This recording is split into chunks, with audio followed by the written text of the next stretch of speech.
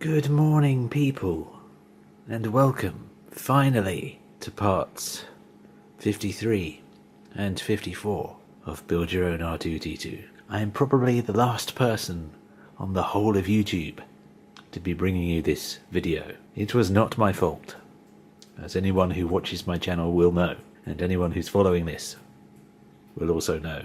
DeAgostini finally sent me the missing copy, so let's get on and see what's in part 53. Right, by the looks of it, all we'll be doing in 53 is testing something, and that something just happens to be the lightsaber ejector, which, as I've said, I'm not really bothered if that works or not, so I won't be crying if this doesn't work.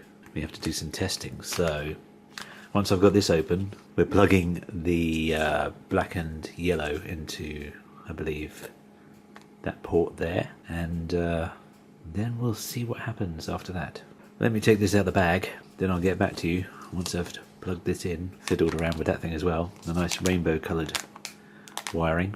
We'll see where we're at. Wait a minute, they didn't mean this test circuit.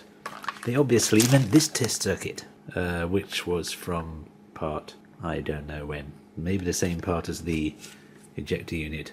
Maybe the part after that. Or maybe the part before that. But whichever it was, this is what you need. Oh man, can't you just put this all in, screw it all in and hope for the best? This is complicated. And it's quite unclear because you can see they've got longer ones there, which is this board, but then all of a sudden it's that board. Oh yes, brown and yellow and red one goes over here on the long board. All this hassle for something that I don't even care about, if I'm honest. Into the right hand port on the smaller board. It does go into that one. It's a 4-pin, and it's a 4-pin socket, naturally. I think I was grabbing hold of the yellow and black one, and it was a 2-pin. This is a 4-pin. This is going... Alright, I'm going to do this nice and calmly now, because I made ever such a slight error. I don't know how I'm going to edit this, but basically, I forgot that page there. I was getting so carried away and confused by all my wiring and test boards and wondering why they suddenly had those two connected up and without mentioning them, until I looked over here. And there, it takes you right from stage 1, right from the beginning, and tells you all the boards you need and all the wires you need. So let's take it from here. Alright people, I do apologise. I'm taking it right back to the first stage, which I should have been paying attention to. So this is all my fault. Let's take this very slowly, shall we? For my benefit as much as yours. We are taking the battery box with a little switch that turns everything off and on, and you're taking the 2 control boards, as they call them, the long one and the short one, and putting those there, and then we've got the, yes, I have just checked, and it is the wire that we got with part 53, and this one. Okay, now stage 2 is to undo this bit, which I have already done. Stage 3 is plugging this nice rainbow coloured wire into the little board into the middle, so that one. Hold on, let me check if they're different sizes. Well, they are different sizes, so it's the 4-pin one that is going into the middle. So let me plug this in. Hopefully getting this the right way out. It's the smallest one. And there we go. As you can see, right into the middle one there. And next we're undoing this one, which, as you can see, has already been undone. You may have spotted that. And then we are putting, it's the small one, I'm going to guess, which, if that's the top in the picture, which is there, that's going on the right hand side. Yes, it's the small one again. I always get these the wrong way up. That's going in to the right hand side. I've basically I had to undo all of these pins because I wanted to do it properly and show you every stage. So that's gone in there nicely, and then we are plugging this rainbow one here, as I'm going to call it, into the longer board, which they are showing you as being that way up, and you're plugging it into that side. So let me go do that. You see what happens if you carefully follow instructions rather than jumping ahead and missing a page. Try not to make that mistake again. And opposite to this one will go the brown, yellow and red one, and there's an orange cable as well. They will be going the opposite side into this side. I should never doubt DeAgostini instructions. Not that you'll realise where my doubt was, because I'm just going to cut that part out. Okay, so now they're hooked up either side, and the lead from the battery box is going into that one. Let's hope it's not turned on and will electrocute me. No, it's turned off. And that side is in there. So it even shows you in that bit there what it should look like fully assembled, which is very helpful indeed, and I should have been paying more attention. There we go. I've laid it out how they've laid it out, with the two in that side, so you can check.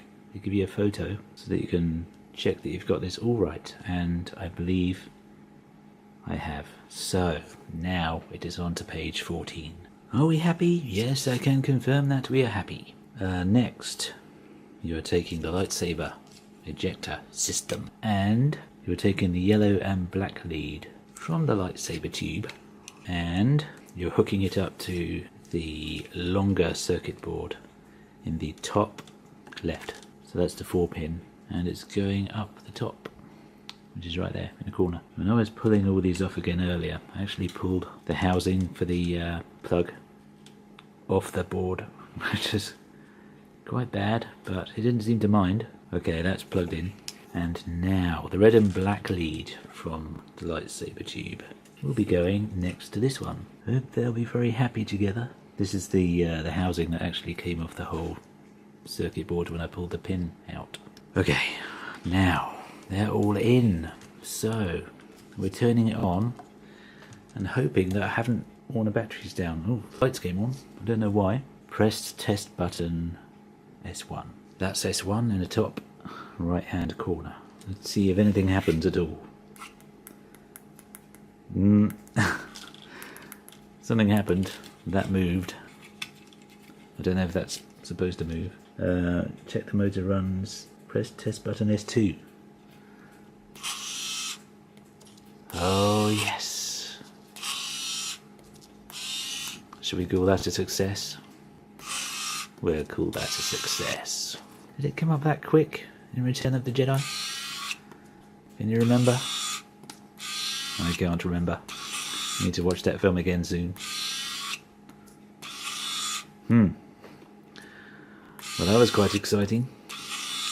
Okay, now it says turn off the power and disconnect the wires that you connected in steps 2 and 3. So it should be these two that are coming out. Let me have a careful look at the instructions and I will confirm that. Alright, it was those two wires that needed to come out because they are both connected to the lightsaber housing and nothing else. And now we're testing the right leg sensors. So I've got all this turned off and I need to grab my right leg, find the wiring to that and which wiring I need to come down and plug into this. Alright, this is going to be unique. You need to take the black lead from the leg and then plug that into the right hand side 2-pin socket there. So, okay, alright, that's in. And then ensure that nothing is directly within 2 meters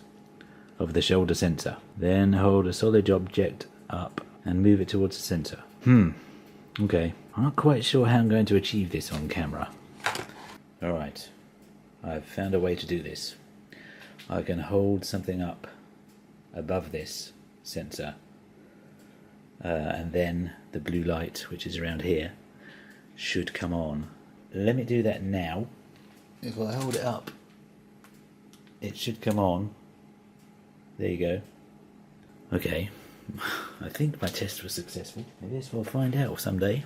On to the next stage. Alright, the next stage is we're plugging, also from the leg, the red, green and yellow wiring into the end. So then we've got all 3 sockets filled. And now we need to locate the sensor and the black spots on the bottom of the foot. Well, that's the black spot I can see there, which is that bit. I'm putting this down, and it says when the foot is in contact with the surface, the green indicator light should come on. Move the foot over the edge of the table so there is nothing below the sensor. The green indicator light should go off. So let's test this. Hold on, let's make sure my foot plate is alright. Yep, okay. I'm ready for this. Let's do this. There's the green indicator light. So it should turn off when I reach the edge of the table. You just have to trust me, the edge of the table is right there. Is it going to go off? It goes off. And it turns on again. It's getting confused. Okay, it's gone off. It's going on again, even though it doesn't look like I've moved it back onto the table, because the edge of my table is not a solid drop. It slopes off. Yep, okay. I'm happy with that. And that's it. So, let's move on to 54. Okay, we are actually working on 2 different things here, which is new to me. We're working on the head. We're using 3 more blue panels. And we're also then moving on to fitting the wheel to the other foot, which I'm looking forward to getting over with. We've got the, oh yes, that's a plate for the foot in this part. And that is all, but looks like quite a lot to do, so let me get started on this side first. Alright, I've tried to keep the dome very nicely in its dome home with the plastic. So we need to take these, I'm going to guess they're numbered, yep, DP12, I'm guessing they're all DP12, yeah they're all DP12, okay. So we're putting these, I believe, next to the first one. First one is there, we're filling this part with all 3. I thought we'd be getting a piece of tape for each of them, but what they've actually done is giving you a piece of tape to run all the way along, so you're then slotting them all in one by one along one piece of stickiness. So without further ado, let me go and get a tape in place, which will not be too fascinating to watch, so I'm going to go and do that, then I'll get back to you. And bingo! There's a little bit of battle damage there. Let's call that carbon scoring, shall we? But it looks very nice. Hope they're all going to hold in place. Who knows what will happen. But that's those 3 done. With that, it's on to the other wheel. Let's get this bit done, and that will be the end of 54. For this part, one thing I do know for sure is that you will need the other leg, the little wheel, and this big metal ring here, and the little metal ring here, and this part, which was I think part 50, and this plate here, which should be holding this wheel into place. And we will also be needing 2 4mm screws. Those little silver screws that everyone has been having so much fun with. I'll be using those again. So let me go and find these screws. This is when I wish I had a little metal ruler. Maybe I should buy myself one. It can't be too much money. And then we will see what we need to do. Okay, fairly straightforward, the first stages. What we need to do is take the little tiny ring and put it in the middle, in the recess of the support plate, and so everything rolls around. And then we need to take the wheel, not that side, over on that side, as you can maybe see there. And then you need to take this square bolty thing and stick it through the middle of the hole, and it should, well, it doesn't matter which way around it goes, because that bit's square and all the same, and that bit's round and all the same. And shove that through there. I don't think it should make any difference which way round that goes. It doesn't seem to. It's all symmetrical. And the next part is fit the smaller diameter pin on the axle into the small hole in the centre of the bearing. So that will be in his little foot plate. And let's hope this works, because I haven't tested it yet. There we go. A freewheeling wheel. And then put the big ring over the smaller part in the middle. Like so. Oh, and it clicks nicely into place. There we go. And then, that's when you need your support plate. And it's up this way. This is part LFL06. You're fitting it over the wheel. Now, these pins you're going to need to look out for. They will be lining up with those holes in the corner there. That one, sorry, that one and that one. So line them up over the wheel, and that fits absolutely perfectly, and the wheel still turns. Then we are screwing. It says 4 2x4mm silver screws. What does that even mean? I don't understand 4 2x4mm. But anyway, you are screwing all 4 of these down. So let me go and find the screws for that, and I will screw these down, and then I will show you what's left. Now, when they say 4mm screws, do you think they mean those tiny ones that you need a microscope to see? I've decided yes, they do mean those. So those are all in. Do you know what? I give up trying to get this camera to focus on these screws, but they're all in, as you can vaguely see through the haze. And that brings us to the end. I hope you have enjoyed seeing me struggle. It's been a long time coming, I realise this, and I'm sorry about that, once again. I apologise on behalf of DeAgostini for delaying this video, but thank you to them as well for sending me out a new one for free. And that is the end of part 54. So, thank you for watching. Hope you have enjoyed. I will see you in the very next video.